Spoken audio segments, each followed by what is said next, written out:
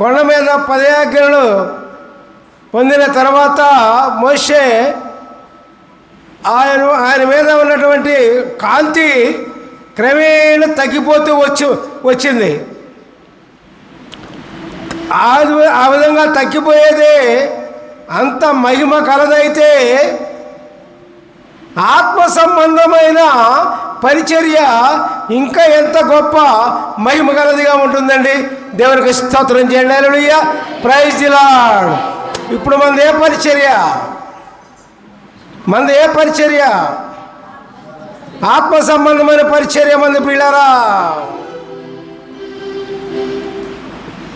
మరి తగ్గిపోయినదే 3వ అధ్యాయం 11వ వచనం, తగ్గిపోయినదే మహిమ గలదై ఉండేది ఎడలా నిలుచున్నది మరి ఎక్కువ మహిమ గలదై ఉండదు కదా. హల్లెలూయా, ప్రైజ్ ది లార్డ్. ఇప్పుడు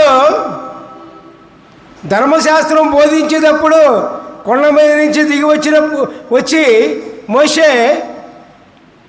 మోషే ముఖం చూడలేకపోయారు.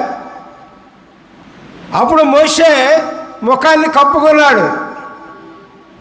దేవుని యొక్క వాక్యం బోధించేటప్పుడల్లా కూడా ముఖాన్ని కప్పుకున్నాడు, ఎందుకంటే చూడలేకపోయాడు మోషేని. దేవుని శక్తి ఆవరించింది మోషేని. మరి అదే క్రమేణా తగ్గిపోతూ వచ్చింది. ఆ యొక్క పరిచర్యే అంత మహిమగలదైతే ఆత్మ సంబంధమైన పరిచర్య అంటే యేసు ప్రభువే మనలో ఉన్న పరిచర్య.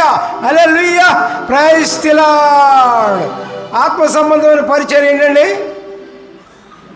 యేసు ప్రభు యొక్క ఆత్మ మనలో ఉండి నడిపించే పరిచర్య ఎంత గొప్పదని ప్రియులారా, దేవునికి స్తోత్రం. ఆ పరిచర్యకి అద్భుతాలు జరుగుతాయి, దేవుని మర్మాలు తెలుస్తాయి, దేవుని కార్యాలు జరుగుతాయి, సమస్తము జరుగుతాయి ప్రియులారా. ఇది తగ్గిపోదు. దేవునికి స్తోత్రం. Hallelujah, praise the lord, praise the lord, praise the lord. అదే ప్రియులారా, అక్షర సంబంధమైన పరిచర్యకును ఆత్మ సంబంధమైన పరిచర్యకును తేడా అదే.